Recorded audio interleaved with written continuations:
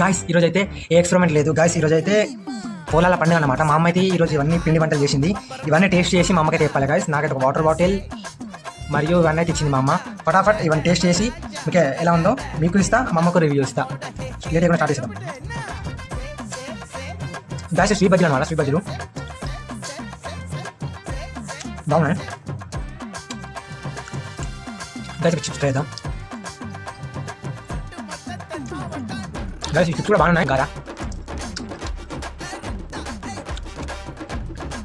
బాగానే ఉంది. కొంచెం కారం అయింది. సారీ ఉప్పు అయింది లైట్. బాగుంది సూపర్. ఆలుగడ్డ బజ్జీ గాయస్. ఆలుగడ్డ బజ్జీ అయితే క్రేజ్ ఉంది. సూపర్గా ఉంది గాయస్. కారపూసలు